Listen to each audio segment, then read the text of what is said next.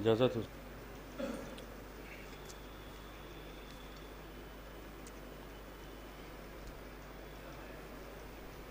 اللهم صل على محمد وآل محمد.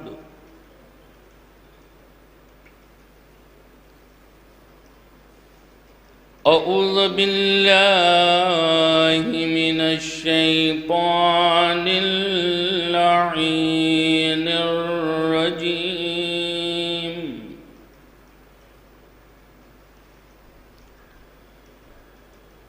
بسم الله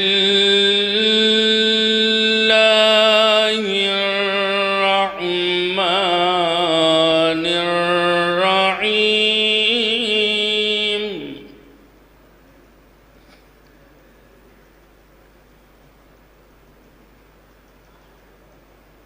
هل أتى على الإنسان حين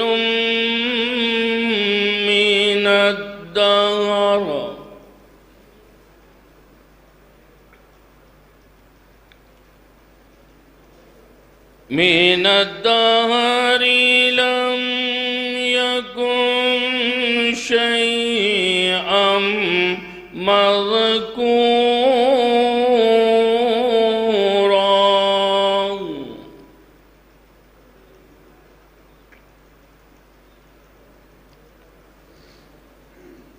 إنا خلقنا الإنسان من نطفة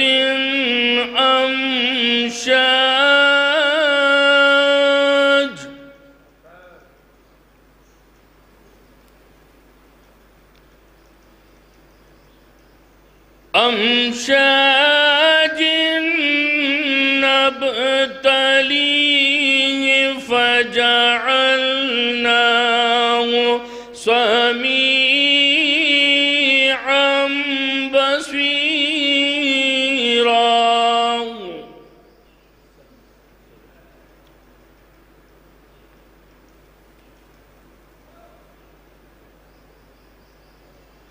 إنا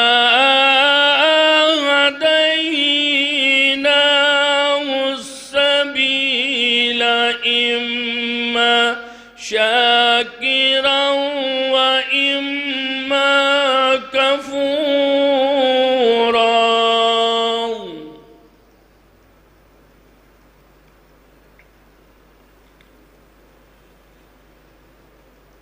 إنا أعتدنا للكافرين سلاسل وأغلالا وسعيرا.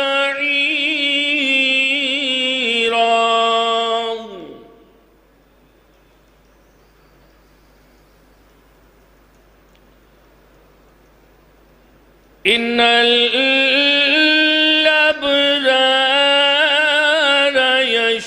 يشربون من كأس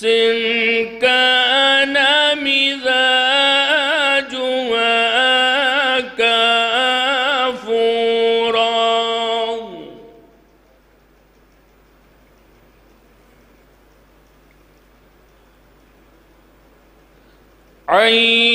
عينا يشرب بها عباد الله يفجرونها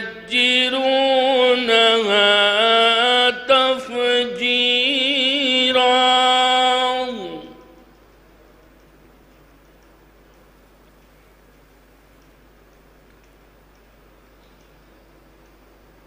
يوفون بالنذر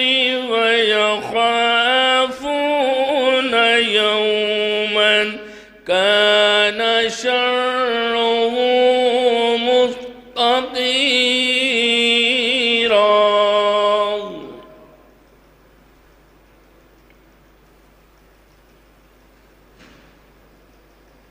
وَيُطْعِمُونَ الطَّعَامَ عَلَى حُبِّهِ مِسْكِينًا وَيَتِيمًا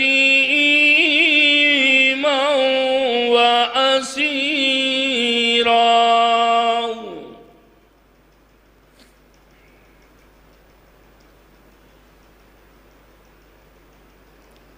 إنما نطعمكم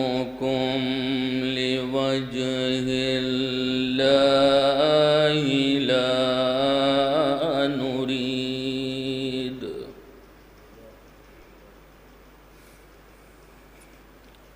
لا نريد منكم جزاء ولا شكورا.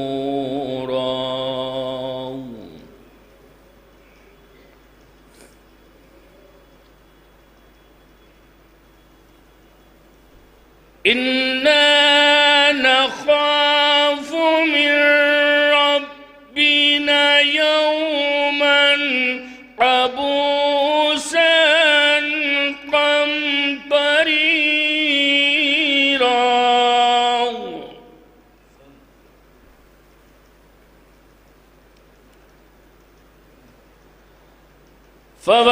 فوقاهم الله شر ذلك اليوم ولقاهم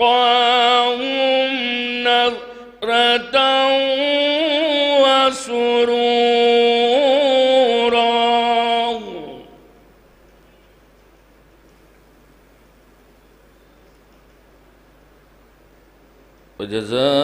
وجزاهم بما صبروا جنة وحريرا. صدق الله العلي العظيم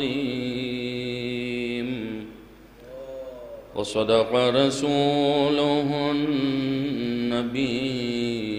الكريم. اللهم صل على محمد وآل محمد. وہ حضرات جو باہر تشریف فرما، ان کی خدمت میں مؤدبانہ گزارش ہے کہ برائے کرم وہ فرش مجلس پر تشریف لے آئیں.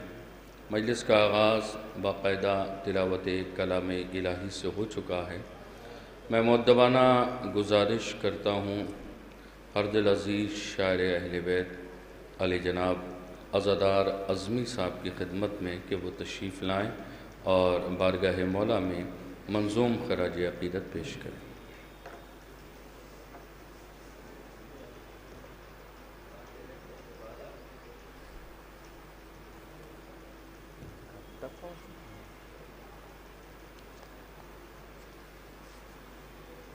ایک نعرے سلوات کے ساتھ آئیے تشریف لیے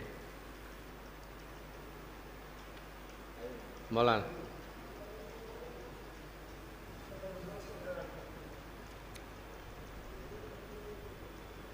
ایک قطع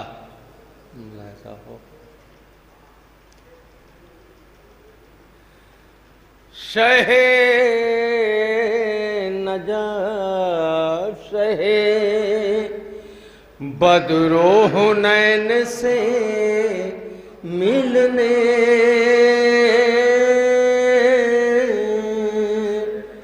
اور دل بطول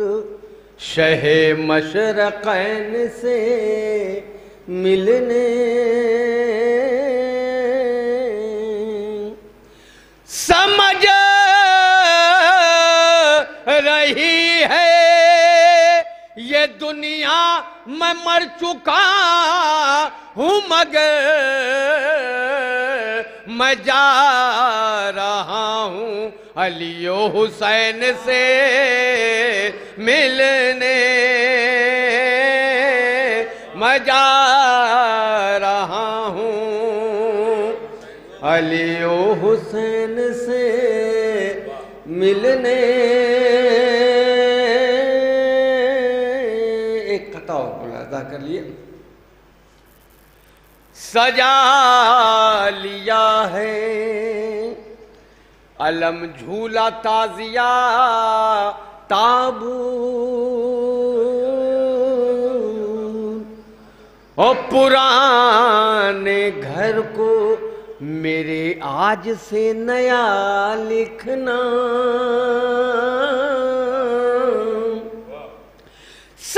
سوال کرنے کی جرت نہ ہو فرشتوں کو میرے کفن پہ عزادار کربلا لکھنا میرے کفن پہ عزادار کربلا لکھنا اور یہ سلسلے کا آخری قطعہ ملاحظہ کیے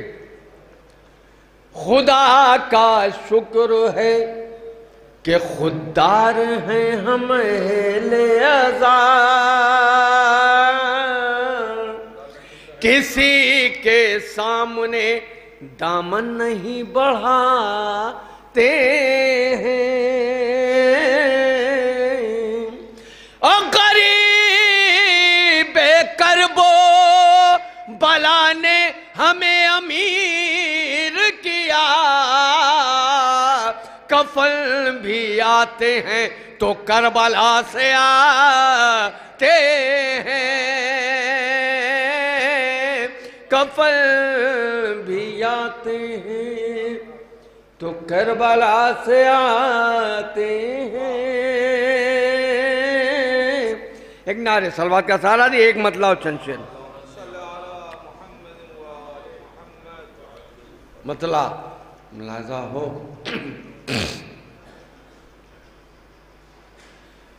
بارش کا سرد و گرم ہواؤں کا ڈر نہیں بارش کا سرد و گرم ہواؤں کا ڈر نہیں ان موسموں کا شے کی عزا پر اثر نہیں ان موسموں کا شے کی عزا پر اثر نہیں ایک نعرے صلوات اور گھٹ گھٹ کے مر رہے ہیں انہی بستیوں کے لوگ گھٹ گھٹ کے مر رہے ہیں انہی بستیوں کے لوگ جس سمت بھی علم کی ہوا کا گزر نہیں جس سمت بھی علم ایک نعرے صلوات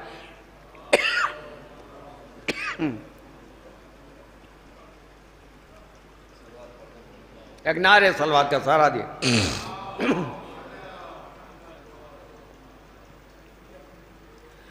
عابد چلا چکے یہاں خطبے کی آندھیاں عابد چلا چکے یہاں خطبے کی آندھیاں اب یہ کھنڈر ہے طالب بیعت کا گھر نہیں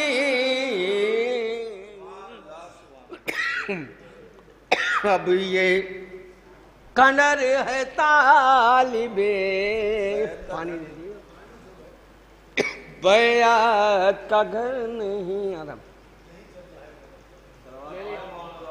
جب غلط غلط کام کریں گے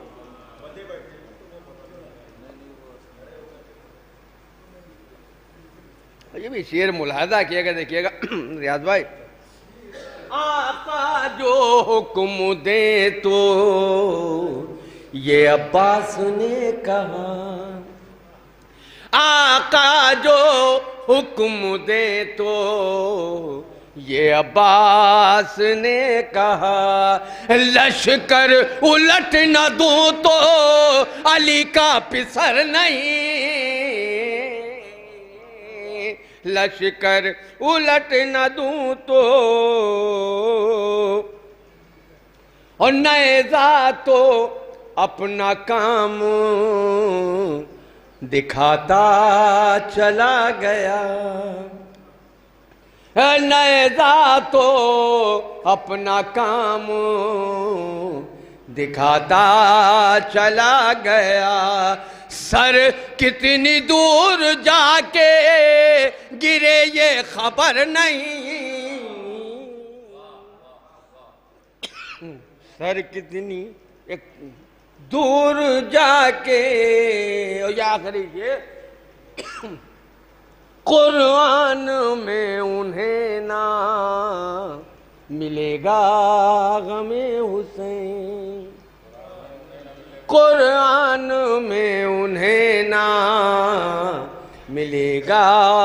غم حسین، آنکھیں تو ان کے پاس ہیں لیکن نظر نہیں، آنکھیں تو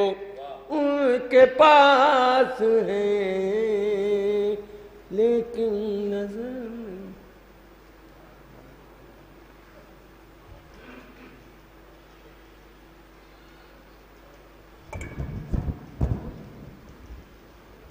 میں ایک بار پھر گزارش کر رہا ہوں وہ تمام حضرات جو باہر تشریف رکھتے ہیں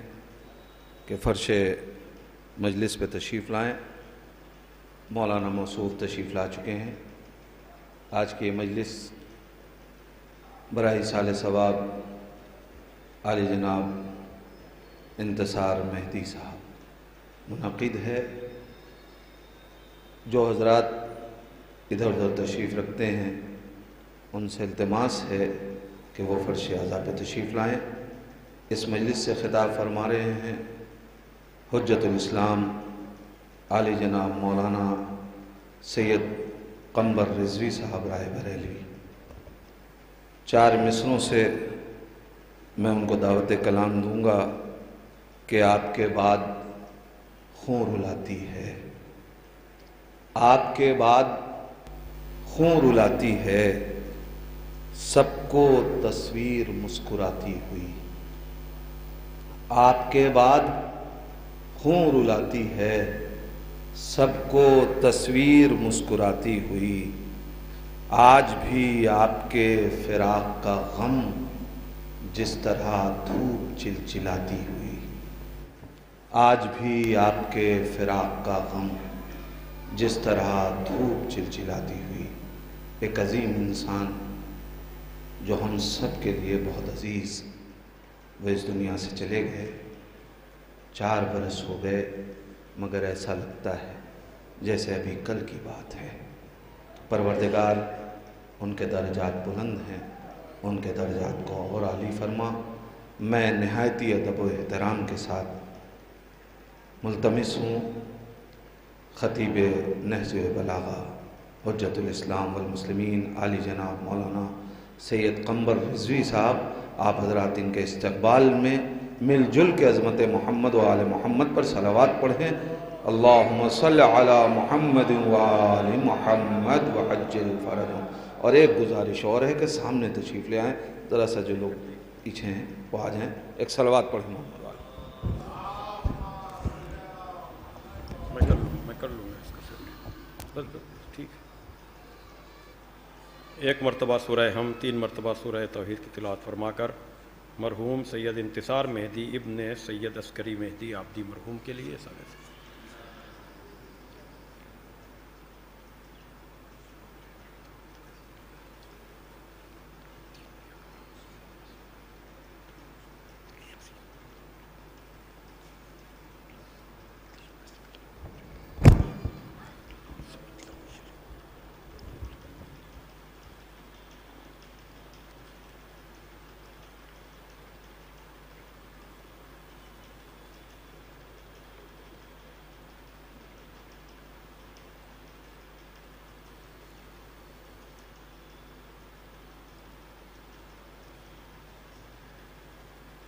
فاتحہ۔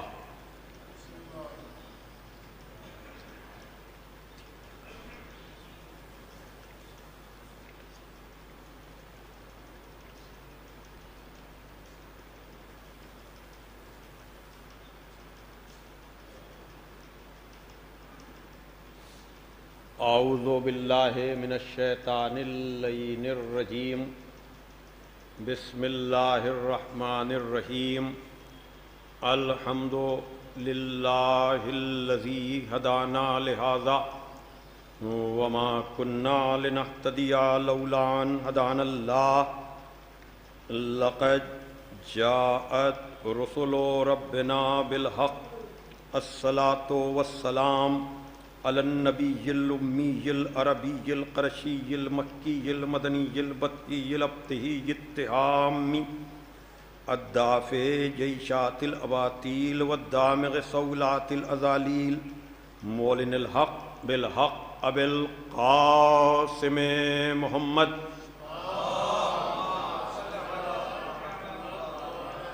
وآلہ الطیبین الطاہرین المعصومین المظلومین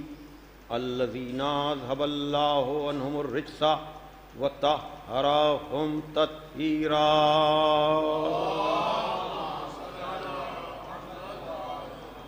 ولعنۃ اللہ علی اعدائہم اجمعین من الآن الی یوم الدین، اما بعد فقد قال علی علیہ السلام من مات منکم علی فراشہ وہو علی معرفت حق ربہ وحق رسولہ واہل بیتہ مات شہیدا۔ صلوات۔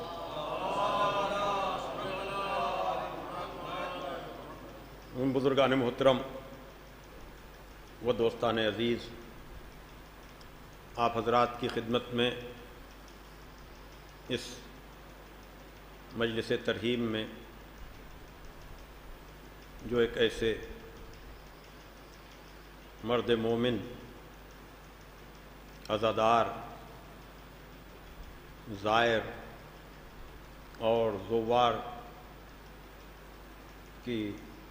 خدمت کرنے والے ایک شریف النفس انسان،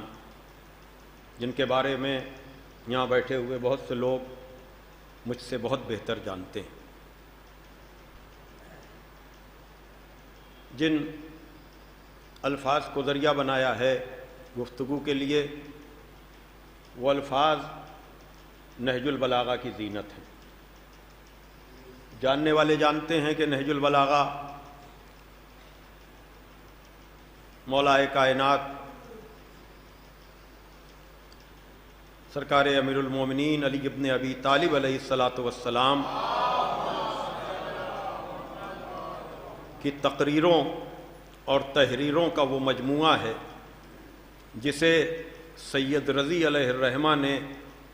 400 ہجری کے قریب جمع کیا اور اس مجموعے کا نام نہج البلاغہ رکھا۔ ظاہر سی بات ہے کہ جاننے والے جانتے ہیں، لیکن پھر بھی یاد دہانی کے لیے، حافظے کو تازہ کرنے کے لیے، نہ جاننے والوں کو متوجہ کرنے کے لیے کہ نہج البلاغہ میں 238 خطبے، 1 کم 80 یعنی 79 خطوط، عہد نامے اور وصیت نامے،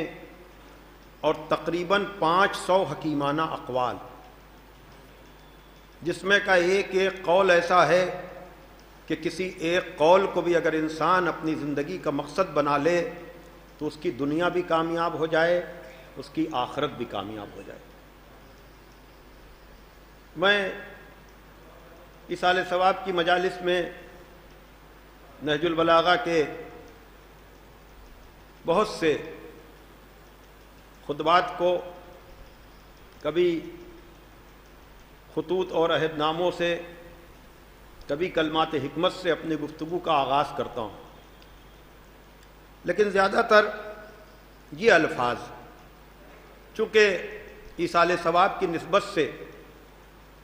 اس میں گہرائی، گیرائی، وسعت اتنی ہے کہ بار بار بھی مجلس ذیل میں پڑھتا ہوں تب بھی پر دل مطمئن نہیں ہوتا، کوئی نہ کوئی نیا زاویہ، کوئی نہ کوئی نئی بات، اس لیے کہ کلام امیر المومنین کی یہی خاصیت ہے کہ مجھ جیسے ادنا خطیب کی بات نہیں، بڑے بڑے خطیبوں نے، بڑے بڑے ادیبوں نے، بڑے بڑے زبان کے جاننے والوں نے نہج البلاغہ کے لیے عجیب عجیب باتیں کہی ہیں، اور ہونا بھی چاہیے۔ جو مظہر العجائب ہے اس کی گفتگو یا اس کی تحریر بھی لوگوں کو ہمیشہ متعجب کرتی رہتی ہے۔ انتہا یہ ہے کہ جاہز بڑا ادیب ہے عربی کا، اس نے البیان والتبیین میں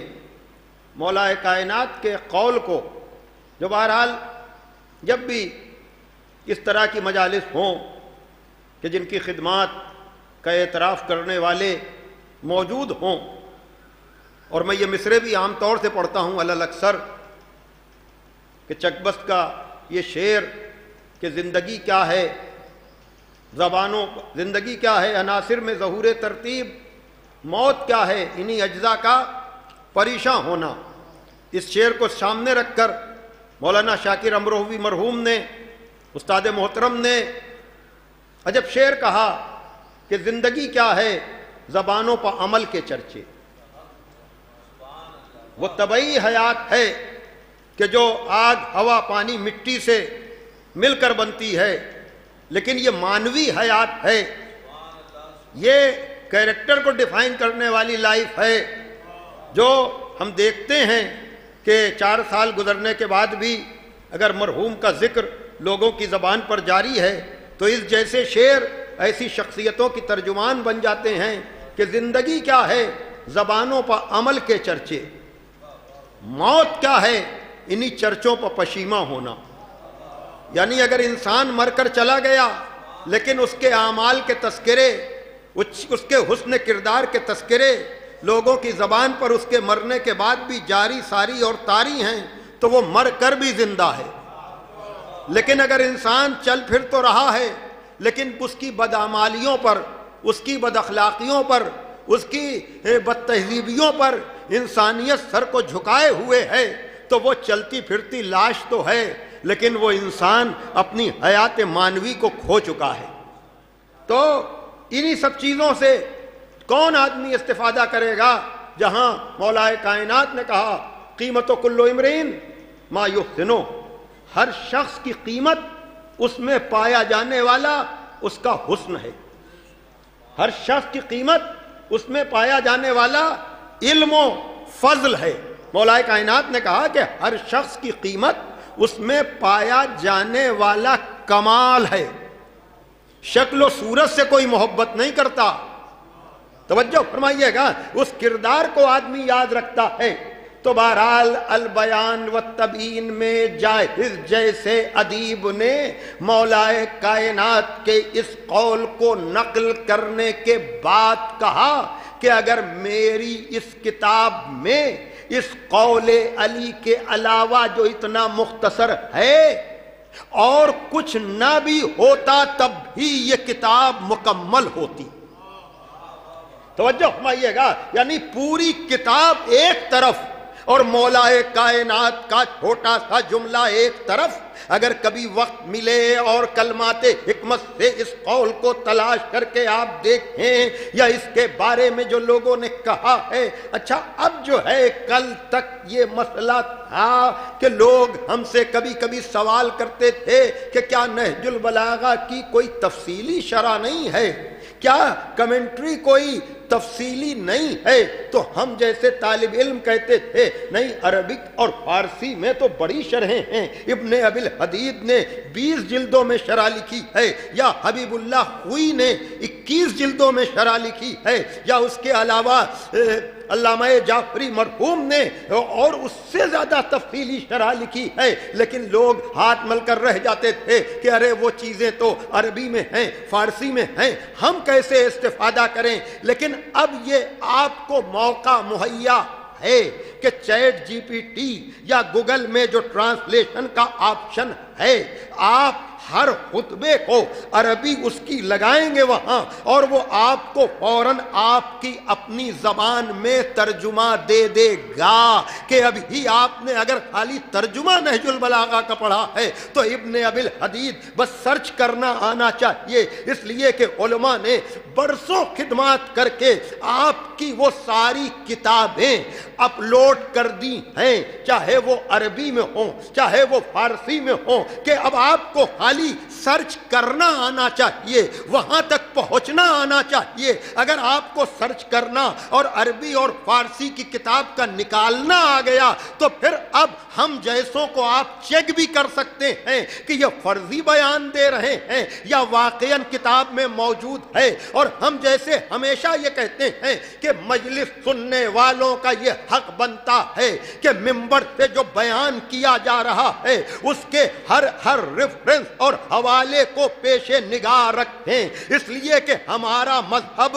غربت والا نہیں ہے، یتیمی والا نہیں ہے کہ خواب و خیال کی باتیں ہوں، نہیں، یہاں خواب بھی ہوتا ہے تو اس کی بھی تائید ہوتی ہے، خیال بھی ہوتا ہے تو اس کی بھی تائید ہوتی ہے۔ صلوات دیجئے محمد والے محمد پر۔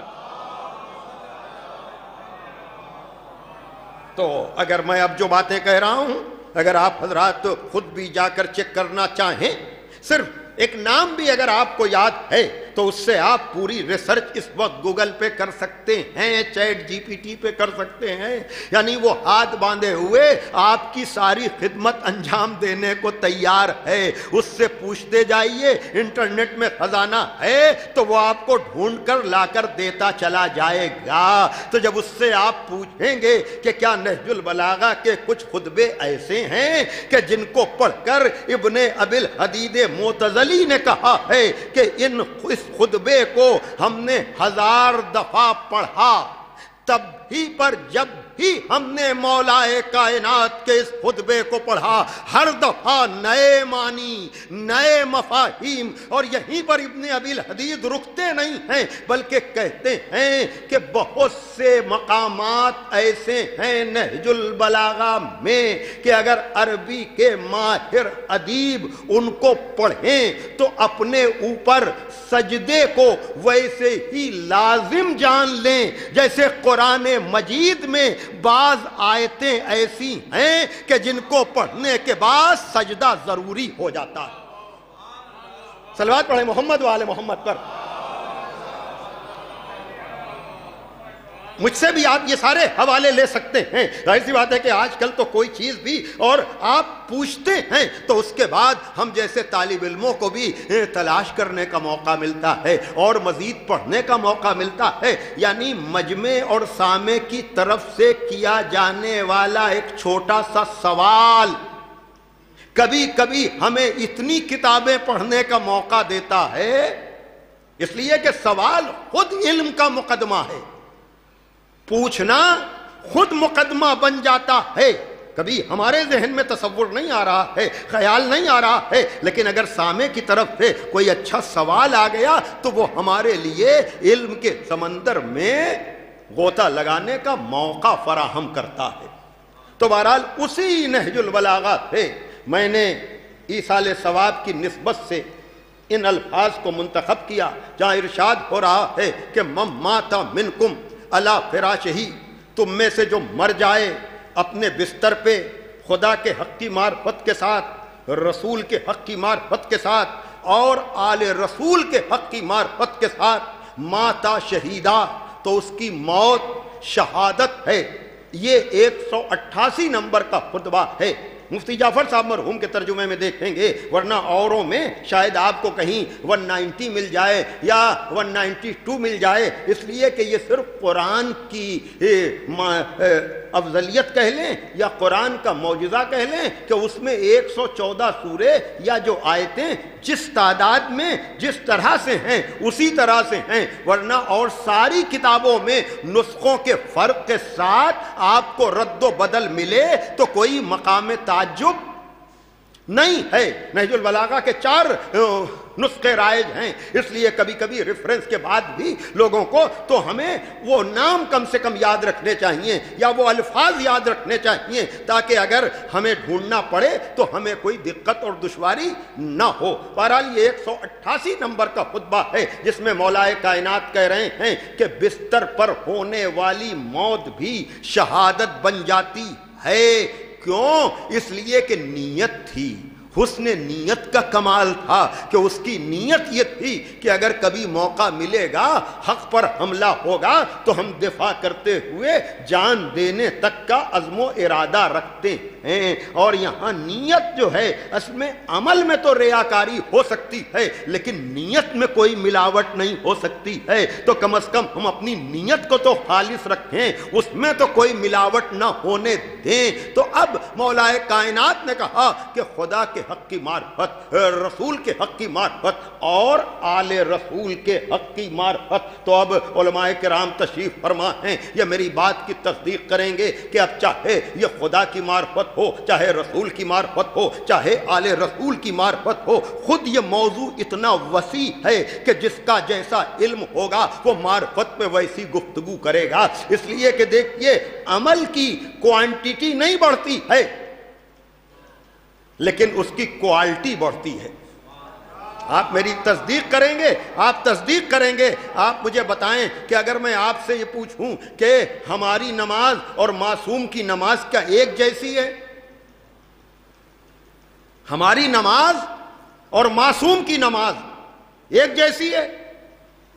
آپ بالکل صحیح جواب دیں گے کہ نہیں، ایک جیسی نہیں ہے۔ لیکن اگر میں تفصیل میں جاؤں، توجہ فرمائیے گا، بالکل صحیح جواب ہے کہ ہماری نماز اور ہے، معصوم کی نماز اور ہے۔ لیکن کیا یہ نماز کا فرق کیا رکعت کا ہے؟ ارے میں کیا کروں، توجہ، سوال بالکل صحیح ہے کہ ہماری نماز اور ہے، معصوم کی نماز اور ہے، لیکن کیا یہ فرق رکعت کا ہے کہ ہمارے لیے صبح کی 2 رکعت ہو، ان کے لیے 4 ہو؟ کیا ہمارے لیے ظہر کی 4 ہو، معصوم کے لیے 8 ہو؟ نماز شب کا استثناء ہے، لیکن میں پنجگانہ کی اگر بات کروں تو تعداد رکعات کی فرق نہیں ہے، نیت کا فرق نہیں ہے، سوروں کا فرق نہیں ہے، رکوع بھی اتنے ہی ہیں، سجدے بھی اتنے ہی ہیں۔ تو جب ظاہری طور پر پڑھی جانے والی نماز ایک جیسی ہے تو اس کا کیا مطلب ہوا کہ ہماری نماز اور ہے، معصوم کی نماز اور ہے؟ نہیں، رکعتوں کا فرق نہیں ہے، اصل میں یہ فرق ایمان کا ہے کہ ہمارا ایمان اور ہے، ان کا ایمان اور ہے۔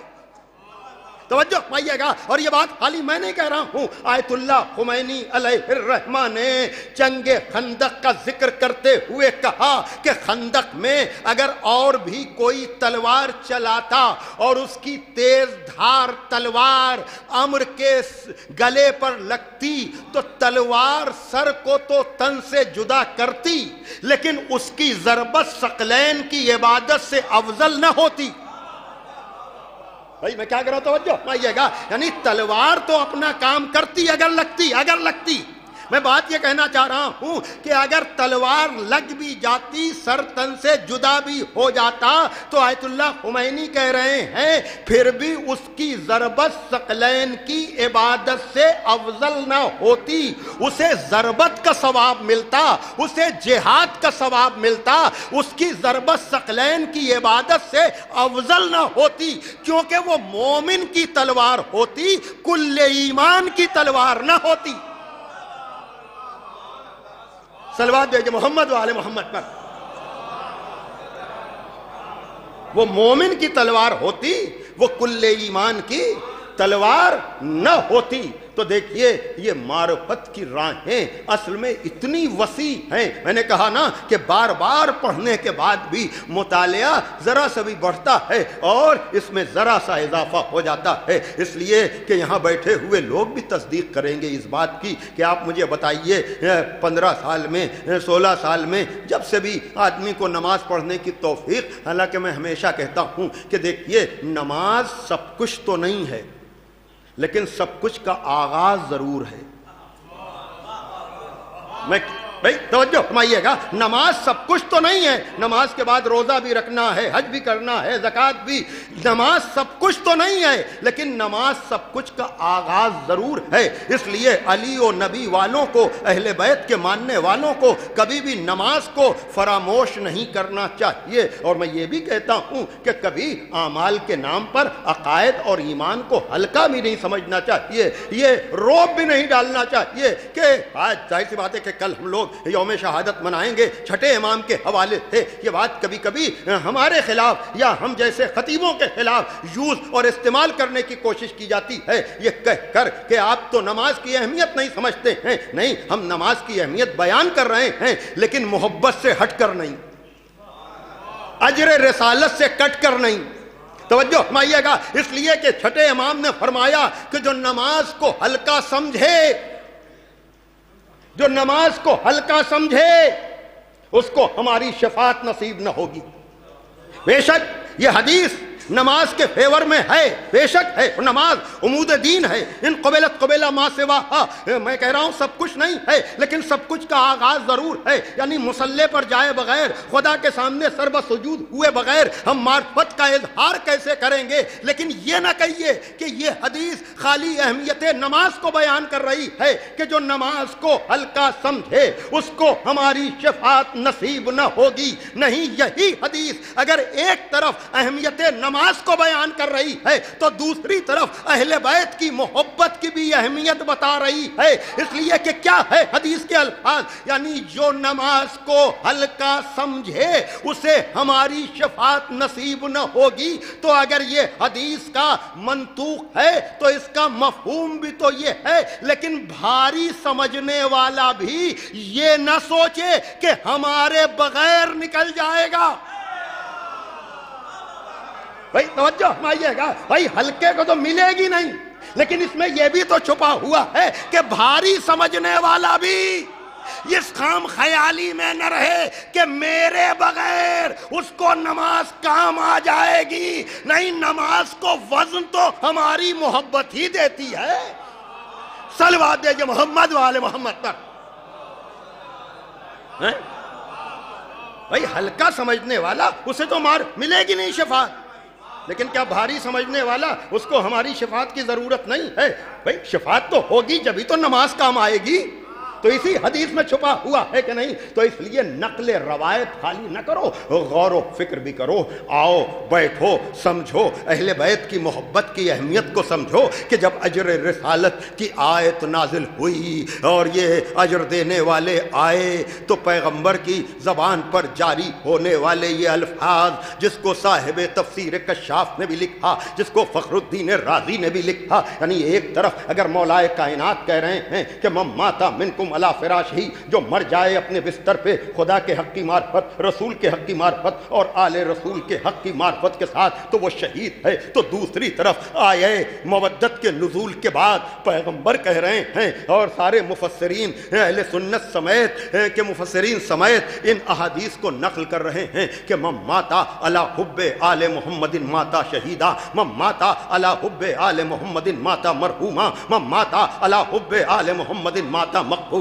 اور ساتھ میں الا بھی لگا ہوا ہے، جو الف کے ساتھ الا ہے کہ آگاہ ہو جاؤ کہ جو آل محمد کی محبت میں مرا وہ شہید مرا۔ آگاہ ہو جاؤ جو آل محمد کی محبت میں مرا وہ مغفرت کیا ہوا مرا۔ آگاہ ہو جاؤ جو آل محمد کی محبت میں مرا وہ کامل الایمان مستکمل الایمان ہو کر مرا۔ اور یہی رخ نہیں ہے بلکہ حدیث میں یہ بھی ہے من ماتا علی بغض آل محمد ماتا کافرا، اور جو آل محمد کے بغض میں مر جائے وہ کافر مرا۔ تو بھیا چاہے شہادت ہو، چاہے رحمت ہو، چاہے شفاعت ہو، چاہے مغفرت ہو، سوال یہ ہے یہ موت تو ایک ہے، اس کے اثرات دو کیسے ہیں کہ جو محبت میں مر رہا ہے اس کو شہادت مل رہی ہے، اور جو عداوت میں مر رہا ہے اس کو ہلاکت مل رہی ہے۔ اور مولائے کائنات کے قول میں بھی یہ کہا جا رہا ہے کہ جو مر جائے معرفت خدا، معرفت رسول، معرفت آل رسول کے ساتھ وہ شہید ہے۔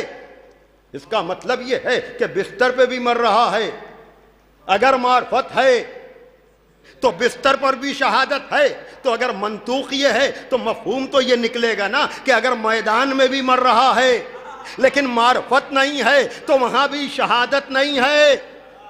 بھائی توجہ فرمائیے گا، یعنی اگر معرفت کے ساتھ ہے تو بستر میں بھی شہادت، اور عدم معرفت و محبت کے ساتھ ہے تو میدان میں مر کر بھی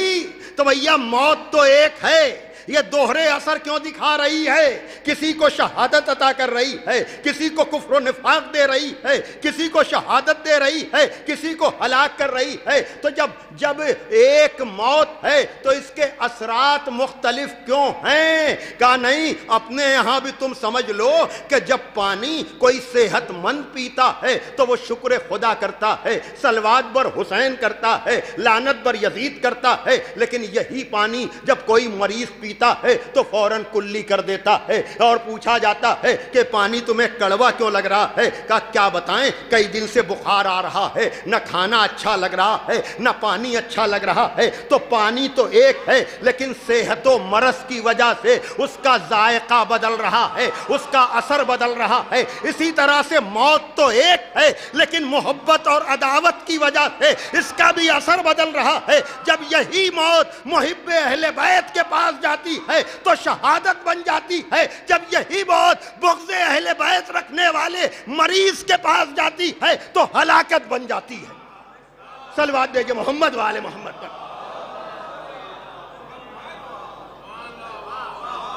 ایک اور صلوات دے دیجئے محمد والے محمد۔ اور یہی چیز جو ہے میں چاہوں گا کہ حوالے کی حد تک اگر نہج البلاغہ فہمی کا ذوق اور شوق ہے تو آپ ذرا سا نوٹ کر لیں، اگر کہ یہ 188 نمبر کا خطبہ، 45 نمبر کا کلمہ حکمت، جہاں میرا مولا واقعاً چاہنے والوں پر کتنا اعتماد ہے۔ چاہے یہ مولا علی کی زبان سے آپ سنیں، چاہے وہ چوتھے امام کی زبان سے شام میں دیے جانے والے خطبے کے ریفرنس سے، اوتینا ستہ وفضلنا بسبن، 6 چیزیں عطا کی گئیں، 7 چیزوں میں ہمیں فضیلت دی گئی، اور اس میں یہ بھی کہ ہماری محبت مومنوں کے دلوں میں رکھی گئی۔ ہماری محبت امام سجاد شام میں فرما رہے ہیں، یعنی کچھ نہیں ہے لیکن کہہ رہے ہیں ہماری محبت مومنین کے دلوں میں ہے۔ یہ پوتے کا قول ہے، لیکن 45 نمبر کے کلمہ حکمت میں بڑا حسین یہ ریفرنس ہے، اس کو علی والے یاد رکھیں، جہاں میرا مولا کہہ رہا ہے لو ضرب تو خیشوم المومن، اگر میں مومن کی ناک کی بالکل جڑ میں بھی تلوار رکھ دوں۔ مولا علی کہہ رہے ہیں کہ اگر میں مومن کی ناک کی جڑ میں تلوار رکھ کر کہوں کہ تو مجھ سے بغض رکھ، تب بھی پر وہ مجھ سے عداوت نہ رکھے گا۔ بھائی اعتماد، اگر میں مومن کی ناک پہ تلوار بھی رکھوں اور کہوں کہ مجھ سے عداوت کر تو بھی وہ مجھ سے بغض نہیں کرے گا، اور اگر میں منافق کے سامنے یہ دنیا خزانوں سمیت پیش کر دوں اور اس سے کہوں کہ مجھ سے محبت کر، تب بھی پر وہ ہم سے محبت نہ کرے گا، اس لیے کہ نبی امی کا فیصلہ ہے کہ یا علی تم سے محبت نہیں کرے گا مگر مومن، تم سے عداوت نہیں رکھے گا مگر منافق۔ صلوات دے محمد والے محمد پر۔ یعنی یہ اثرات، اور ادھر اس سال میں نے شبوں کی مجلسوں کے دوران پچھلی سنی ہوئی باتوں کا جب ریفرنس تلاش کیا مختلف شہروں میں یہ ریفرنس اور حوالہ دیتا ہوا آ رہا ہوں، اور میں سمجھ رہا ہوں کہ مجلس ریکارڈ ہو رہی ہے، کہیں اور بھی میں نے اگر پڑھا ہے تو اس کی تکرار ہو جائے گی، اس لیے کہ اس چیز کو زیادہ سے زیادہ پہنچنا چاہیے کہ اگر آپ کو محبت وراثت میں ملی ہے، ماں کی شیر کی شکل میں ملی ہے، تو آپ اس کو آگے بھی منتقل کریں، اور اگر منتقل کریں گے تو دنیا بھی کامیاب رہے گی، آخرت بھی کامیاب رہے گی۔ پھر ہم بڑے اعتماد کے ساتھ یہ مصرے میں پڑھتا ہوا آ رہا ہوں میر انیس آل اللہ مقامہ کے، جہاں انہوں نے عجب طرح سے کہا کہ خورشید شرف بحر شرف میں ہوگا، خورشید شرف بحر شرف میں ہوگا، گوہر معدن میں در صدف میں ہوگا، خورشید شرف برج شرف میں ہوگا، گوہر معدن میں در صدف میں ہوگا، مشرق میں کہ مغرب میں اسے دفن کرو، مشرق میں کہ مغرب میں اسے دفن کرو، جو عاشق حیدر ہے وہ نجف میں ہوگا، جو عاشق حیدر ہے وہ نجف میں ہوگا۔ تو اس محبت کو اپنی اولادوں میں منتقل کیجئے، اس لیے کہ مومن کے صحیفے کا عنوان عشق حیدر ہے۔ بھائی توجہ مائیے گا، یعنی اگر مومن کی کتاب زندگی ہے کوئی، عنوان اس کا محبت علی ہے، تو اس پر کبھی کوئی سمجھوتا نہ کیجیے گا۔ اور اگر کبھی کوئی گھبرا کر آپ سے کہے کہ یہ ذکر علی کیا ہے، تو فوراً شعر سنائیے گا کہ غلام شاہ نجف خوش مزاج ہوتا ہے، غلام شاہ نجف خوش مزاج ہوتا ہے کہ اس کے سر پہ تولا کا تاج ہوتا ہے، غلام شاہ نجف خوش مزاج ہوتا ہے کہ اس کے سر پہ تولا کا تاج ہوتا ہے۔ تجھے نفاق کا پیدائشی مرض تو نہیں،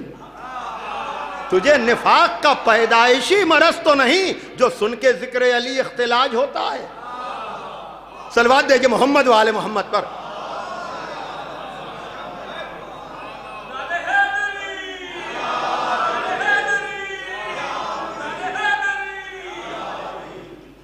اور اس حکایت کو روایت نہیں کہہ رہا ہوں میں، حکایتیں یعنی واقعات، قرآن واقعات سے بھرا ہوا ہے، لیکن اس واقعے کو یا اس حکایت کو میں نے اپنے وطن میں بھی دوسرے شہروں میں بھی یہ کہہ کر پڑھا کہ ہم نے تو بزرگوں سے سنا اور سننے کے بعد کتاب میں تلاش بھی کیا، لیکن بہت سے لوگوں نے اس حکایت کو نہیں سنا ہے۔ اس لیے کبھی کبھی ان باتوں کی مسلسل تکرار بھی ضروری ہوتی ہے۔ کتاب بڑی معتبر ہے، علماء کی نظر ہے، اور معجزات کے حوالے سے، کمالات کے حوالے سے عجب کتاب ہے۔ اس مرتبہ میں نے جب ماہ مبارک رمضان میں شب 19 میں اس کا ذکر کیا تو ایک نوجوان نے سوال کیا، پھر اس کے بعد مجھے بہت کچھ پڑھنے کا موقع ملا، اور وہ یہ کہ یہ کتاب ہے الثاقب فی المناقب، ابن حمزہ طوسی کی، بڑی اچھی کتاب ہے۔ اس میں ہارون رشید کے حوالے سے واقدی بڑا ہسٹورین ہے، المغازی وغیرہ، وہ کہتا ہے کہ ہارون رشید کا یہ شوق تھا کہ یوم عرفہ یا عربی کتاب میں شاید یوم عید وہ علماء کو جمع کیا کرتا تھا۔ کہا مجھے بھی اس نے بلایا تھا، جب میں تاخیر سے تھوڑا پہنچا تو ہارون رشید نے کہا کہ تم نے آنے میں دیر کیوں کی؟ کہا میں نے کہا کچھ امور زندگی میں، زندگی کے کاموں میں، ذمہ داریوں میں مصروف تھا، جس کی وجہ سے میں تاخیر سے آیا، اور میں نے دیکھا کہ ہارون رشید کی اس بزم میں 70 ایسے لوگ کہ جو اپنے اپنے فن کے امام کہلانے کے لائق تھے، وہ سب بیٹھے ہوئے تھے، جس میں ایک امام شافعی بھی ہیں، ائمہ اربعہ میں سے ایک امام شافعی۔ اور میں نے 25ویں رجب کے حوالے سے یہ بات کہی تھی 7ویں امام کے ذکر کرتے ہوئے کہ 7ویں امام ہی کا وہ دور ہے جس میں عامت المسلمین کے یہ چاروں امام گزرے ہیں،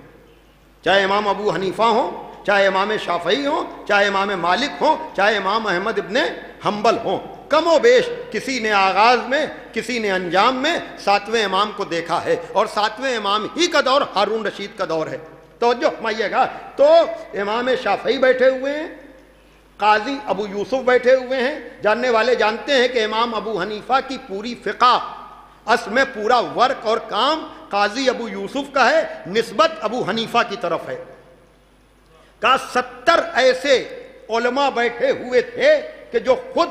امام بننے کے لائق تھے، یعنی امام معصوم والی بات نہیں ہو رہی ہے، یعنی اپنے فن کے ماہرین۔ امام شافعی کو امت مسلمہ کا ایک بڑا طبقہ امام مانتا ہے، اور وہ 4 میں سے ہیں کہ جن کو فالو کرنا امت مسلمہ کے یہاں کافی ہے۔ تو بہرحال قاضی ابو یوسف جو امام ابو حنیفہ کی فقہ کو مرتب کرنے والے یا ان کے نام سے کام کرنے والے، اور واقدی جیسا یہ ہسٹورین، اور امام شافعی کا 70 70 ایسے لوگ اور پورا دربار بھرا ہوا ہے، تو مجھ سے تاخیر کے آنے کا سبب پوچھا۔ پھر ایک مرتبہ امام شافعی مکی ہیں، قرشی ہیں، اور ہارون رشید بھی ظاہر سی بات ہے کہ عباسی خلیفہ ہے، تو یہ بھی عباس ابن عبد المطلب کی نسبت سے قرشی ہے، مکی ہے۔ کہتا ہے کہ اس نے شافعی کو مخاطب کر کے کہا کہ اے ابن عم، تم بتاؤ کہ تمہارے پاس علی کے سلسلے میں کتنی روایتیں ہیں، تمہیں علی کی کتنی فضیلتوں کے بارے میں تمہارے پاس معلومات ہیں؟ تو امام شافعی کہتے ہیں 400 یا کچھ زیادہ۔ ہارون رشید کہتا ہے کہ کھل کے بیان کرو، کہ 500 یا کچھ زیادہ۔ بڑی توجہ دیکھیے، میں کہہ رہا ہوں کہ جا کر کتاب کو چیک کر لیجئے گا آپ، الثاقب فی المناقب، کچھ نہیں تو ہندی اور انگریزی میں آپ کو اس کتاب کا انٹروڈکشن مل جائے گا، اس کتاب کا تعارف آپ کو مل جائے گا، شاید پھر اس کے بعد انٹرنیٹ آرکائیو یا دوسری جگہوں پر آپ کو پوری کتاب مل جائے گی، پھر آپ کو شوق بڑھے تو اس کو ترجمہ کر پڑھتے چلے جائیے گا۔ لیکن اس سے اندازہ آپ کو ہوگا کہ ہم کتنے فضائل خالی ذکر کرتے ہیں، لیکن ہمیں اس کی گہرائی اور گہرائی کا علم نہیں ہوتا ہے۔ کہا کہ 500 یا کچھ زیادہ۔ کہا بھائی تم بتاؤ۔ ایک اور نام لیا، حسن ابن علی، یا اس سے ملتا جلتا نام، انہوں نے کہا کہ 1000۔ امام شافعی نے کہا 500 یا کچھ زیادہ، باب فضائل علی میں ہمیں حدیثیں یاد ہیں، تو اس نے کہا 1000۔ پھر قاضی ابو یوسف سے کہا کہ تم بتاؤ، ہارون رشید کہہ رہا ہے تم کو علی کے سلسلے میں کتنی حدیثیں یاد ہیں؟ قاضی ابو یوسف کہتے ہیں کہ میں نے کہا کہ مجھے ڈر ہے، مجھے خوف ہے۔ قاضی ابو یوسف، ہارون کہتا ہے کہ کس کا خوف ہے؟ کہا مجھے تیرا خوف ہے، تیرے کارندوں کا خوف ہے، تیرے ساتھ رہنے والوں کا خوف ہے۔ نہیں، کہا تم بے خوف ہو کر بیان کرو کہ تمہیں علی کی کتنی فضیلتیں یا علی کے باب میں کتنی حدیثیں یاد ہیں۔ ہارون رشید جیسا ہے اور قاضی ابو یوسف جیسا ہے، امام شافعی جیسے ہیں، یعنی یہ اپنوں کی بات نہیں ہو رہی ہے۔ کتنے تعجب کی بات ہے کہ اپنوں کو ذکر علی کی تعداد کے سلسلے میں، دیکھیے میں کہہ رہا ہوں شرط محبت ہے، اس لیے کہ علی کے سلسلے میں اگر علی کو معصوم نہ سمجھنے والا یا علی اور اولاد علی کے دشمنوں سے اظہار بیزاری نہ کرنے والا کوئی باب فضائل علی میں کچھ کہہ رہا ہے یا لکھ رہا ہے یا نظم کر رہا ہے تو اس کا ہم کوئی احسان نہیں مانتے ہیں، اس لیے کہ علی کسی کے محتاج نہیں ہیں۔ اس لیے کہ بعض کتابیں جو ارادتاً عداوت علی میں لکھی گئیں ان میں بھی فضائل علی موجود ہیں، اس لیے کہ یہ اس مؤلف یا مصنف کا احسان نہیں ہے، بلکہ محدث یا مورخ کو اپنی بینائی بچانے کے لیے، اپنا اعتبار قائم کرنے کے لیے کچھ نہ کچھ باب علی میں لکھنا پڑتا ہے۔ تو اگر صحیح بخاری میں یا سوائق محرقہ میں یا اور جگہوں پر فضائل نظر آ جائیں تو احسان مند ہونے کی ضرورت نہیں ہے، اس لیے کہ مئی جون کے مہینے میں راجستھان یا آگرے جیسی جگہوں میں اگر کوئی یہ کہے کہ سورج نکلا ہے تو یہ سورج پر احسان نہیں ہے، بلکہ اپنی بینائی بچانے کے لیے یہ گواہی ہے۔ اسی طرح سے اگر علی کی دشمنی میں لکھی جانے والی کتابوں میں علی کے فضائل نظر آئیں تو کوئی مقام تعجب نہیں ہے، یہ مورخ اپنا اعتبار قائم کرنا چاہتا ہے۔ بھائی صلوات دیجئے محمد والے محمد پر۔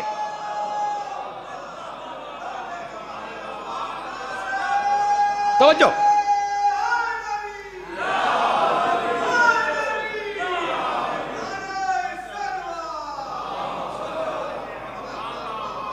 بھائی بڑی تیزی کے ساتھ وقت گزر گیا ہے، لیکن یہ گھنٹوں کا موضوع ہے جو میں منٹوں میں تمام کر رہا ہوں، اور اس روایت کو جب بھی آپ پڑھیں گے آپ کو لطف آئے گا، اور واقعاً اس میں اتنی گہرائی اور گہرائی ہے اس لیے کہ یہ دشمن کی گواہی ہے۔ کہا تم بیان کرو، کہا تیرا خوف ہے، تیرے کارندوں کا خوف ہے، کہا ڈرے بغیر بیان کرو، کہا 15,000 تو مسند حدیثیں یاد ہیں۔ یہ 1500 کی بات نہیں ہے، 15,000 کہتا ہے مسند، اور 15,000 مرسل، مسند جس میں راویوں کی پوری چین ہے۔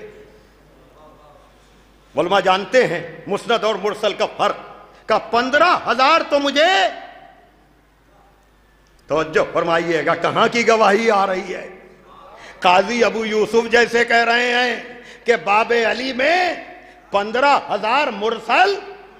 اور 15,000 مسند، لیکن اتنا سب کچھ سن کر ہارون رشید کہتا ہے کہ تم نے جو کہا صحیح کہا، لیکن تم سب نے علی کی فضیلتیں سنی ہیں، میں نے علی کی فضیلت دیکھی ہے۔ بھائی توجہ فرمائیے گا، وہی بات کہ سب کچھ دیکھ کر بھی ابو لہب جیسے نہیں مانتے۔ بھائی صلوات پڑھیں محمد والے محمد پر، بڑی توجہ۔ ہارون کہہ رہا ہے کہ تم نے علی کی فضیلتیں سنی ہیں، ہم نے علی کی ایک فضیلت دیکھی ہے جو تمہاری ساری فضیلتوں سے افضل اور بھاری ہے۔ سارے کہنے لگے کہ امیر اپنی زبان میں ذرا مجھے بھی تو دکھا، مجھے بھی تو بتا۔ کہ میرے گورنر نے، میرے عامل نے دمشق سے مجھے رپورٹ کی، مجھ سے بتایا کہ وہاں کا ایک خطیب دمشقی جس کا ریفرنس اور حوالہ ہے، وہ مولا کائنات کے باب میں گستاخیاں کرتا ہے، لان تان کرتا ہے۔ میرے گورنر نے اسے تنبیہ کی، میرے گورنر نے اسے بہت زیادہ زد و کوب کیا، لیکن وہ یہی کہتا ہے کہ نہیں، میں اس عمل سے باز نہیں آؤں گا، اس لیے کہ علی نے ہمارے بزرگوں کو مارا ہے، ہمارے افراد کو قید کیا ہے، تو یہ علی کو جزا مل رہی ہے نصرت اسلام کی۔ بھائی توجہ فرمائیے گا، اور یہ بخاری تک میں یہ ریفرنس یاد رکھیے گا، ہذان خصمان اختصموا، یہ دو گروہ، سورہ حج کی یہ آیت ہے، لڑ رہے تھے تفسیر میں۔ بخاری تک میں کتاب التفسیر میں لکھا ہے کہ یہ دو گروہ، عتبہ، شیبہ، ولید، ادھر سے جناب حمزہ، ابو عبیدہ اور مولا علی کا یہ دو گروہ، ظاہر سی بات ہے کہ محبت اور عداوت والا گروہ یہ تو مسلسل چلتا چلا آ رہا ہے نا، یہ دو گروہ ہیں، کہ یہ دو گروہ بدر میں ادھر سے عتبہ، شیبہ، ولید ہے، ادھر سے جناب حمزہ ہیں۔ اب یہ عداوت ہے جو اس طرح سے نقل کرنے پر مجبور کر رہی ہے، ورنہ یہ بھی تو ہو سکتا تھا علی اور ان کے دو ساتھی، لیکن علی کے بجائے وہاں حمزہ اور ان کے دو ساتھی۔ لیکن پھر اسی صحیح بخاری میں نیچے لکھا ہوا ہے کہ مولا علی نے کہا کہ یہ آیت کی تفسیر میں کہ عند اللہ، اللہ کے سامنے سب سے پہلے فریاد اور سب سے پہلے مقدمہ پیش کرنے والا میں ہوں گا، کہ مجھے امت، کلمہ پڑھنے والی امت نے یہ اجر دیا ہے کہ میری چلنے والی تلوار کی جزا مجھے یہ دی ہے کہ میرے ساتھ بھی ظلم کیا گیا، میرے چاہنے والوں کے ساتھ بھی یہ ظلم کیا گیا، اور آج تک ہم محبت علی کی قیمت فخر کے ساتھ ادا کر رہے ہیں۔ تو بہرحال عزیزان محترم، اس خطیب نے کہنے کے باوجود وہ ماننے کو تیار نہیں ہوا۔ ہارون رشید کہتا ہے پھر میں نے اس کو بغداد بلوایا، ہتھکڑیوں میں اور بیڑیوں میں جکڑا کر، اور میرے دربار میں جب وہ آیا تو میں نے کہا کہ تو علی کے باب میں ایسی گستاخیاں کیوں کرتا ہے، تو لان تان کیوں کرتا ہے؟ تو اس خطیب دمشقی نے کہا کیونکہ علی نے ہمارے اجداد کو مارا ہے اور ہمارے افراد کو قید کیا ہے، اس لیے میں یہ کام کرتا ہوں۔ تو ہارون کہتا ہے کہ میں نے کہا کہ بھائی مرنے والے اپنی منزل پر پہنچ گئے، علی نے جو کچھ کیا حکم رسول سے کیا ہے، تو ان کے بارے میں ایسا کام کرنا چھوڑ دے۔ مجھے بتانے کی ضرورت نہیں ہے کہ یہ 70 برس کا عرصہ جہاں 70,000 ممبروں سے مولا علی کی شان میں گستاخیاں ہوتی رہیں، عمر ابن عبدالعزیز کے دور میں آ کر یہ بریک ضرور ہوا، لیکن آج تک غامدی جیسے اپنی ناسبیت کا اعلان کر رہے ہیں۔ آپ جہاں بیٹھے ہوئے ہیں وہاں بھی اگر آپ کو اس سلسلے کے لوگ نظر آ جائیں کہ قرآن میں آیتیں نظر نہ آئیں، ولو یہ کہ وقت بڑی تیزی کے ساتھ گزر گیا ہے، اس لیے میں ذرا سا صحیح لیکن جملہ معترضہ کے طور پر ایک بات کہہ کے اپنے بیان کو مکمل کروں گا، اور یہ واقعہ مکمل ہو جائے گا، اس لیے کہ چھٹے امام جعفر صادق علیہ السلام بڑی توجہ، بڑی تیزی کے ساتھ چھٹے امام فرماتے ہیں، بلکہ ان کے یہاں کا واقعہ نقل کیا جا رہا ہے، اور وہ یہ کہ چھٹے امام ہیں، ان کے یہاں بچھنے والا دسترخوان ہے، بیٹھنے والے ساتھ میں امام ابو حنیفہ ہیں، اور کھانے کے اختتام پر چھٹے امام نے کہا الحمدللہ رب العالمین ھذا منک و من رسولک۔ کھانا کھانے کے بعد شکر کے طور پر چھٹے امام فرما رہے ہیں کہ تمام تعریفیں تیرے لیے ہیں پروردگار، اور یہ چنا جانے والا کھانا، یہ کھایا جانے والا کھانا، یہ تیری طرف سے اور تیرے رسول کی طرف سے۔ بھائی توجہ فرمائیے گا، دیکھیے عام طور سے ہمارے ذہنوں میں یہ خیال ہے کہ وہابیت کا بیج ابن تیمیہ نے بویا، لیکن یہ واقعہ بتا رہا ہے کہ یہ سرا بہت دور تک جا رہا ہے۔ امام ابو حنیفہ نے جیسے ہی چھٹے امام سے یہ سنا کہ ھذا منک و من رسولک، یہ تیری طرف سے اور تیرے رسول کی طرف سے، تو امام ابو حنیفہ کہتے ہیں کہ فرزند رسول آپ نے خدا کے ساتھ شریک بنا دیا۔ بھائی کیسا الزام لگ رہا ہے، کس پر لگ رہا ہے؟ یعنی الزام شرک اگر ہم جیسوں پر لگے تو کوئی مقام تعجب نہیں ہے، یہ شرک کا الزام لگانے والے تو قرآن ناطق امام جعفر صادق پر بھی الزام لگاتے ہیں۔ لیکن جیسے ہی امام ابو حنیفہ نے کہا، امام صادق نے سورہ توبہ سے 2 آیتیں پڑھیں، لو انہم رضوا ما آتاہم اللہ ورسولہ، اگر وہ اس پر راضی ہو جاتے جو اللہ اور ان کے رسول نے عطا کیا تھا۔ بھائی جہاں عطا میں خدا کا بھی ذکر ہے، رسول کا بھی ذکر ہے، ایک نہیں 2 آیتیں چھٹے امام نے پڑھی، اور امام ابو حنیفہ ان آیتوں کو سن کر کہتے ہیں کہ فرزند رسول لگتا یہ ہے کہ ہم نے ان آیتوں کو قرآن میں پڑھا ہی نہیں۔ ارے میں کیا کہہ رہا ہوں بھائی، یہ معمولی آدمی نہیں، یہ حافظوں کے سردار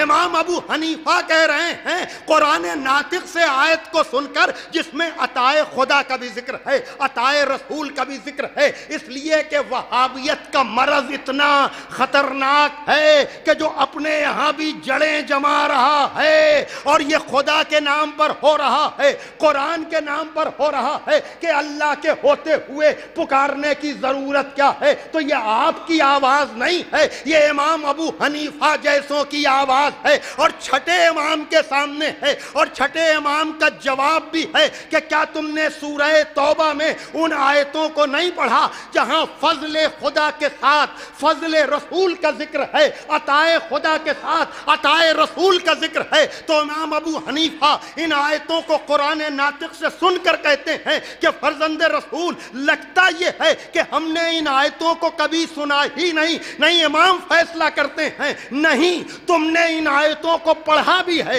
تم نے ان آیتوں کو سنا بھی ہے، لیکن تم ہی جیسوں کے لیے قرآن میں یہ آیت ہے کہ ہم نے ان کے دلوں پر تالے لگا دیے ہیں۔ بھائی صلوات دیجئے محمد و آل محمد پر۔ تو اگر بہت پڑھے لکھوں کو بھی فضائل علی سمجھ میں نہیں آتے یا نظر نہیں آتے تو یہ ان کی خطا نہیں ہے، نہیں، قرآن بتا رہا ہے کہ ان کے دلوں پر تالے ہیں اور ان کے دل زنگ آلود ہیں۔ صلوات دیجئے محمد و آل محمد پر۔ یہ سارے حوالے آپ جا کر دیکھ لیجئے گا چھٹے امام کی نسبت سے تو کہاں کا الزام ہے اور کیسا جواب ہے۔ بہرحال اس نے کہا کہ میں نے خطیب کو بلایا اور اسے تنبیہ کی، لیکن پھر بھی اس نے کہا مجھے یہ کام کر کے سکون ملتا ہے۔ کہا میں نے اس کو جو سزا ہو سکتی تھی دی، اور پھر ہم نے اس کو قید کر دیا، لیکن اللہ رے حجت اللہ البالغہ کا جب خطیب دمشقی کو میں نے قید کرایا ہے، بھرا مجمع ہے، ہارون بیان کر رہا ہے کہ پھر میں نے رات میں خواب میں دیکھا کہ رسالت مآب آئے ہوئے ہیں، ساتھ میں مولا علی بھی ہیں، ساتھ میں امام حسن اور امام حسین بھی ہیں، جبریل کاسا لے کر آئے ہیں جس میں جام کوثر ہے، اور پیغمبر ہارون کہتا ہے پیغمبر اس ظرف میں سے 40 ایسے مومنوں کو سیراب کرتے ہیں جن میں سے میں ایک ایک کو جانتا ہوں، اور اس درمیان مولا علی نے اس خطیب کو خطاب کر کے کہا کہ تو میرے بارے میں ایسے الفاظ کو استعمال کرتا ہے، لیکن جب رسالت مآب نے مولا علی کو اس خطیب سے گفتگو کرتے ہوئے دیکھا، کہا علی تم ہٹ جاؤ، مجھے اس سے پوچھنے دو۔ کہا تو علی کے باب میں ایسی گستاخیاں کیوں کرتا ہے؟ کہا چونکہ علی نے ہمارے بزرگوں کو مارا ہے اس لیے میں علی پر لعن طعن کرتا ہوں۔ ایک مرتبہ ہارون کہتا ہے کہ پیغمبر نے اس کے سلسلے میں بد دعا کی، کہ پروردگار اس کو عذاب دے اور اس کو مسخ کر دے۔ میں نے خواب میں دیکھا کہ وہ خطیب دمشقی جانور نجس جانور بن چکا ہے، جیسے ہی میں نے اس خطیب دمشقی کو جانور بنتے ہوئے دیکھا میں خواب سے بیدار ہوا، اور اسی رات کے حصے میں نے اپنے خادم کو کہا جا کر کے اس خطیب کو قید خانے سے لے آ۔ شاید ہارون کا ارادہ یہ رہا ہوگا کہ میں رات کے اسی حصے میں خطیب سے اس خواب کو نقل کروں۔ یہ اپنی طور پر میں کہہ رہا ہوں کہ شاید اس کو متوجہ ہو جائے، لیکن ہارون رشید کو بھی آپ جانتے ہیں کہ کون ہے جو معجزے دیکھ کر کی نہ بدلے، وہی تو ابو لہب صفت ہے، وہی تو ہارون ہے۔ لیکن بہرحال کہتا ہے کہ جب میں نے اپنے خادم اور غلام کو قید خانے میں بھیجا تو خادم نے آ کر غلام نے آ کر کہا کہ وہاں کوئی انسان تو ہے ہی نہیں، وہاں تو جانور بندھا ہوا ہے، اس کے گلے میں زنجیر پڑی ہے، اور اس کو بلوایا گیا۔ کہا جب اسے لایا گیا تو میں نے دیکھا کہ پورا جسم تو جانور کا ہے، لیکن علامت کے طور پر اس کے کان انسانوں والے ہیں، تاکہ خواب نہ رہے بلکہ حقیقت بن جائے۔ آپ نے دیکھا وہ کہہ رہا ہے کہ تم نے علی کی فضیلتوں کو سنا ہے، میں نے علی کی فضیلتوں کو دیکھا ہے، لیکن دیکھ کر کے بھی اگر آدمی اقرار نہ کرے تو کوئی مقام تعجب نہیں ہے۔ ارے غدیر میں بھی تو لوگوں نے نبی کے ہاتھ پر علی کو مولا بنتے ہوئے دیکھا تھا، بخن بھی کہا تھا، لیکن سقیفہ کی کاروائی بھی کی تھی۔ وہی منظر یہاں بھی ہوا۔ کہا مجھے بھی تو اسے دکھا۔ پھر ہارون نے اپنے خادم اور غلام کو بھیجا، کہا اسے یہاں لے کر آ۔ اسے دربار میں لایا گیا۔ امام شافعی کہتے ہیں کہ اے امیر، یہ مسخ شدہ ہے، اور جو بھی مسخ ہوتا ہے اس پر عذاب الہی آتا ہے، اس کو اتنا دور کر دے تاکہ ہم لوگ اس عذاب کا شکار نہ ہوں۔ اس کتاب میں اختتام یہاں پر ہے کہ اس کو قید کیا گیا، اور چند گھنٹوں یا چند دنوں میں اس پر عذاب آیا، اس سمیت مکان جل گیا۔ واقدی کہتا ہے کہ میں نے ہارون رشید سے کہا کہ اے امیر، تو بھی اولاد علی کے سلسلے میں ذرا احتیاط سے کام لے۔ ہارون کہتا ہے کہ میں نے توبہ کی ہے، لیکن توبہ ظاہری اقرار کے باوجود بھی چھٹے امام کا قاتل بن رہا ہے۔ گویا کہ مولا کا حکم نافذ ہو رہا ہے کہ جو مومن ہے اس کے دل سے علی کی محبت نکلتی نہیں، اور جو منافق ہے معجزے دیکھ کر بھی اس کے دل میں علی کی محبت پیدا ہوتی نہیں۔ صلوات دے محمد وآل محمد پر۔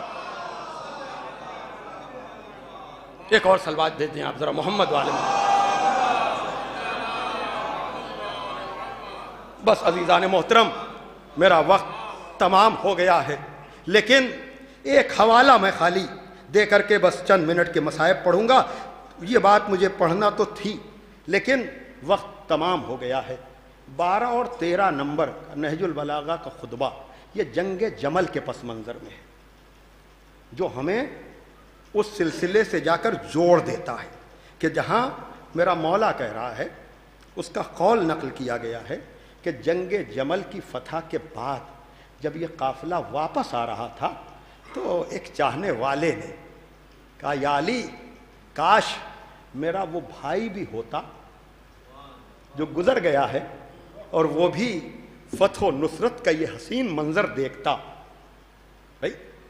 بہت سی چیزیں ہمیں دل چاہتا ہے نا کہ جو ہم نے دیکھا ہے وہ دوسرے بھی دیکھیں۔ وقت ہوتا تو میں پس منظر بیان کرتا کہ جنگ جمل ہے کیا، لیکن وقت گزر چکا ہے، اس لیے کہ 25 سال کی خاموشی، پھر ہاتھ پر بیعت، پھر ان محترمہ کے ذریعے سے اتنی بڑی سازش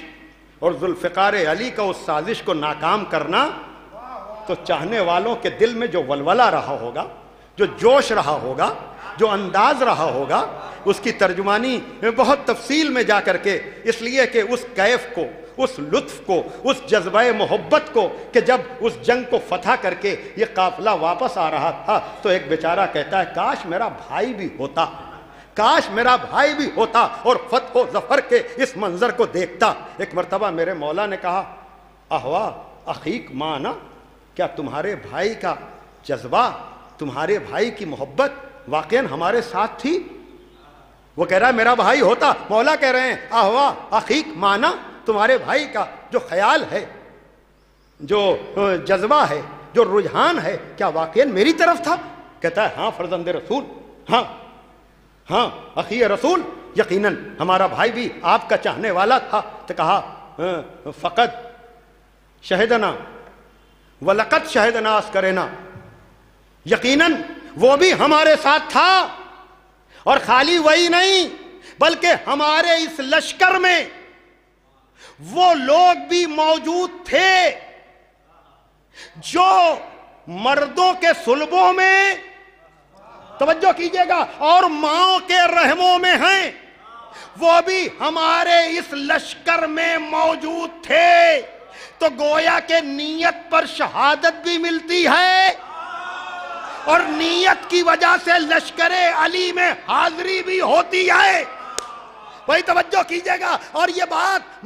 یہ تو نہج البلاغہ کا میں نے ریفرنس دیا ہے، لیکن کبھی علامہ طالب جوہری صاحب نے، خطیب اکبر طابہ سرا نے، ان دونوں کی فکر کو ملا کر میں پیش کر رہا ہوں۔ انہوں نے کہا تھا کہ بھائی دیکھیے، جب غدیر میں اعلان ولایت ہونے والا تھا تو نبی نے جو کہا تھا کہ جو آگے نکل گئے ہیں انہیں پیچھے بلاؤ،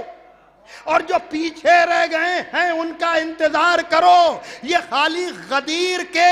آگے اور پیچھے والے نہیں، بلکہ یہ عالمینی آواز تھی کہ جو پہلے گزر گئے ہیں آدم سمیت، وہ سارے انبیاء بھی آ جائیں، اور قیامت تک آنے والے مومنین بھی آ جائیں، تاکہ اعلان ولایت کے گواہ بن جائیں۔ بھائی صلوات دیجئے محمد والے محمد پر۔ یہ عالمینی آواز ہے۔ گزرے ہوئے بھی جنگ جمل میں وہ بھائی بھی تھا، اور خالی بھائی نہیں تھا بلکہ قیامت تک آنے والے جو صلبوں میں ہیں، جو ماؤں کی رحموں میں ہیں، اس لیے کہ ہم اعلان ولایت کے وقت بھی بیٹھے ہوئے تھے، اور وہیں پر نبی کا بیان سن رہے تھے بیٹھے ہوئے، اور نبی اپنا خطبہ مکمل کر رہے تھے، ہم اپنا کلمہ مکمل کر رہے تھے۔ نبی نے کہا اللہ ہو مولایا، ہم نے کہا لا الہ الا اللہ، یہ معرفت توحید ہے۔ نبی نے کہا انا مولا المومنین، ہم نے کہا محمد الرسول اللہ، یہ معرفت رسالت ہے۔ نبی نے کہا من کنتو مولا ہو فہذا علی مولا، ہم نے کہا علی ولی اللہ، یہ معرفت امامت ہے۔ نبی کا خطبہ مکمل ہو گیا، ہمارا کلمہ مکمل ہو گیا، جبریل آیت لے کر آ گئے الیوم اکملت لکم دینکم، خطبے پر بھی مہر لگ گئی، کلمے پر بھی مہر لگ گئی۔ صلوات دیجئے محمد وآل محمد۔ ایک اور صلوات پڑھ دیں محمد وآل محمد۔ بابا سے بلند نعرہ صلوات بھیج دیجئے۔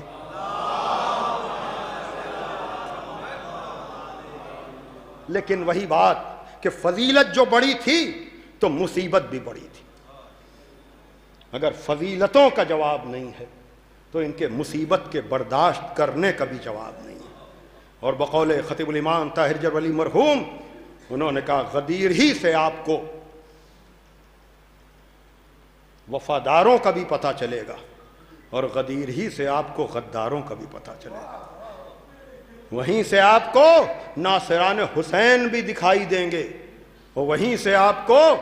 قاتلان اور دشمنان حسین بھی دکھائی دیں گے۔ ہاں عزیزان محترم، یاد رکھیے گا، دیکھیے کربلا کربلا ہے، یاد کربلا درد بھی ہے، دوا بھی ہے۔ یقیناً گھر والوں کے لیے 4 سال کا عرصہ گزرنے کے بعد بھی جانے والے کی یادیں، جن لوگوں نے ان کے ساتھ طویل عرصہ یا ان کے ساتھ سفرہائے زیارت کیے ہیں، انہیں اندازہ ہے کہ ان کی خدمات کیا تھیں، ان کی محبتیں کیا تھیں۔ ہاں عزیزان محترم، یاد رکھیے گا، عزاداری بڑا وسیع ادارہ ہے، بڑا وسیع ادارہ ہے، لیکن اس کا مرکزی مسئلہ یہ ہے کہ گریہ بر حسین اور زیارت قبر حسین۔ دیکھیے، آپ جانتے ہیں کہ مجلس کے بہت سے جز ہیں، نوحہ ہے، ماتم ہے، مرثیہ ہے، سوز خانی ہے، پیش خانی ہے، نوحہ خانی ہے، اور اسی میں خطابت بھی ہے یا مرثیہ خانی بھی ہے۔ لیکن کیا خیال ہے آپ کا؟ یہ بتلائیے کہ کیا ہر آدمی کو یہ دل چاہتا ہے کہ وہ بھی نوحہ پڑھنے لگے، وہ بھی مرثیہ پڑھنے لگے، وہ بھی جو ہے مجلس پڑھنے لگے؟ نہیں، ہر عزاداری کرنے والے کے لیے آپ یہ نہیں کہہ سکتے ہیں کہ ہر آدمی یہ چاہتا ہے کہ وہ بھی خطیب بن جائے، وہ بھی ذاکر بن جائے، وہ بھی شاعر بن جائے۔ لیکن ایک بات کا دل سب کا چاہتا ہے کہ 2 آنسو بنام حسین نکل آئیں۔ دیکھا آپ نے، یعنی جو عزاداری کی روح ہے اس کا دل سب کا چاہتا ہے، اور دل بھرتا نہیں ہے کہ عمر کے کسی بھی حصے میں آپ پہنچ جائیں، آپ کا یہی دل چاہے گا۔ اور اگر آنسو نہیں آتے ہیں تو آدمی سوچتا ہے کیا وجہ ہے، اتنے شدید مصائب سن کر کے بھی میری آنکھوں میں آنسو نہیں آئے؟ کیوں؟ اس لیے کہ تمنائے زہرا ہے، یہ تمنائے مادر ہے۔ دوسری چیز کیا ہے؟ زیارت قبر حسین۔ ہاں عزیزو، آپ کا کسی بات کا دل چاہے یا نہ چاہے، لیکن متعدد مرتبہ بھی آپ کربلا جا چکے ہوں، پھر بھی آپ کا دل چاہے گا کاش ایک مرتبہ ہم اور عزیزو یاد رکھیے گا، میں جب بھی یہ سوچتا ہوں، جب بھی میرے ذہن و دل و دماغ میں یہ خیال آتا ہے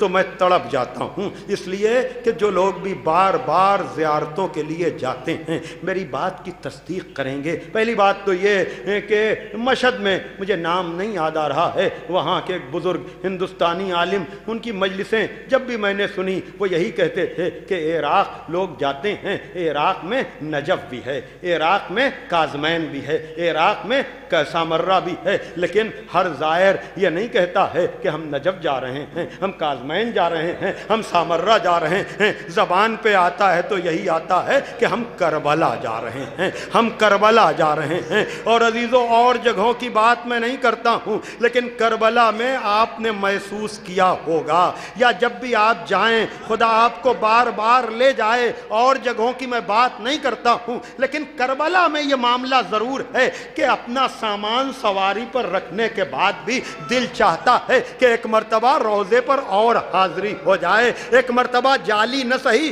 تو دور سے مولا حسین کو ایک سلام رخصت اور کر لیں۔ عزادارو، یہ ہوتا ہے کہ نہیں؟ تو مجھے آپ بتائیں، جب آج 1400 برس کے بعد آپ کا یہ عالم ہے تو آپ مجھے بتائیں، جب 11ویں محرم کو یہ قافلہ گزر رہا ہوگا تو آپ وہ منظر کیسے یاد کریں گے؟ ہاں ٹھیک ہے، سید سجاد کے چہرے کا رنگ متغیر ہوا ہے، اور جناب زینب نے کہا میرے لال اپنے کو سنبھالو، یہ تمہارا کیا عالم ہے؟ آپ کو پتا ہے نا، جناب سید سجاد نے کہا پھوپھی اماں آپ دیکھ رہی ہیں، انہوں نے اپنے لاشوں کو تو دفن کیا ہے، لیکن میرے بابا کا لاشا، میرے چچا، یہ سنا ہے نا آپ نے، کوئی نئی بات تو نہیں ہے، لیکن ایک خیال پیش کر کے مجلس میں تمام کرنا چاہ رہا ہوں۔ پتا ہے جناب زینب نے کیا کہا؟ میرے لال صبر کرو، میرے لال صبر کرو، یہاں قبریں بنیں گی، یہاں زوار آئیں گے۔ یعنی جناب زینب نے سید سجاد کو تسلی دی۔ میں کہوں گا بی بی آپ نے سجاد کو تسلی دی، اور جب 40 کے موقع پر یہ لٹا ہوا قافلہ آیا تو واقعاً اب کربلا میں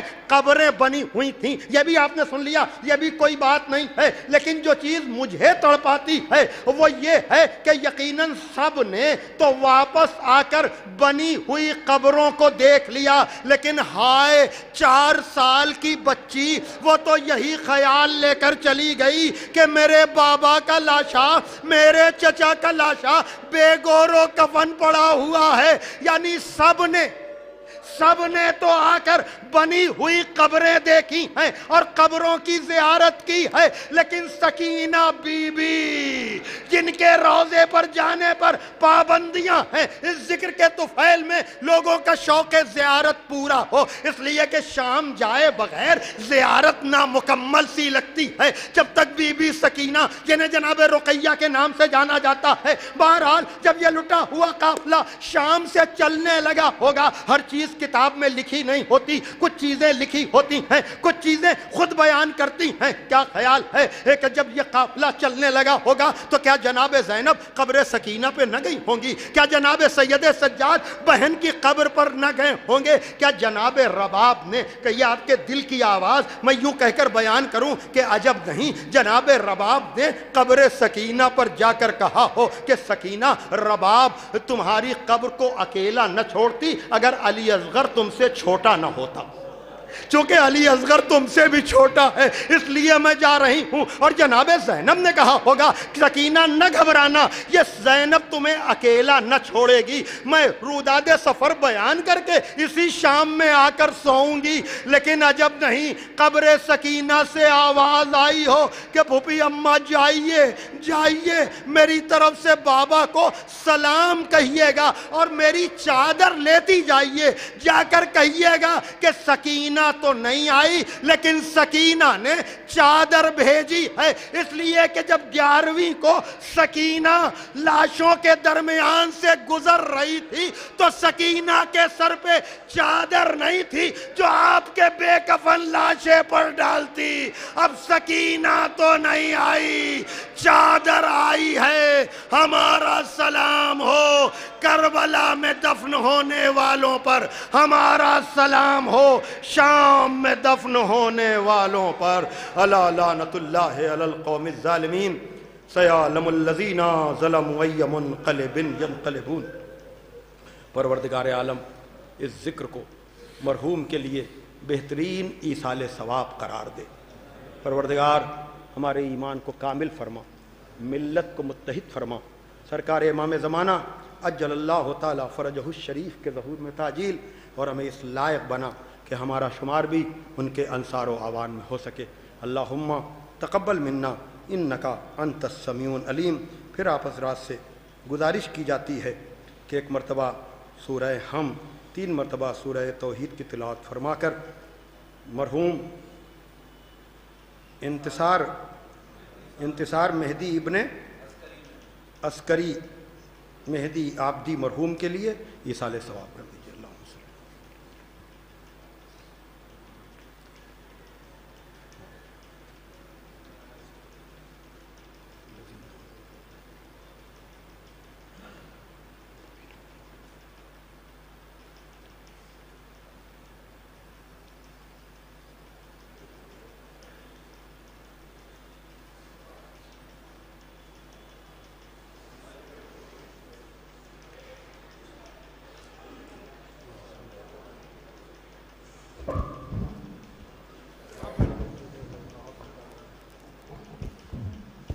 صلی اللہ علیہ یا ابا عبداللہ، السلام علیکہ یا ابا عبداللہ، السلام علیکہ ابن رسول اللہ، السلام علیکہ وعلی جدک و ابیک، السلام علیکہ وعلی امک و اخیک، السلام علیکم جمیعا شہداء کربلا و اسراء کربلا ورحمۃ اللہ وبرکاتہ،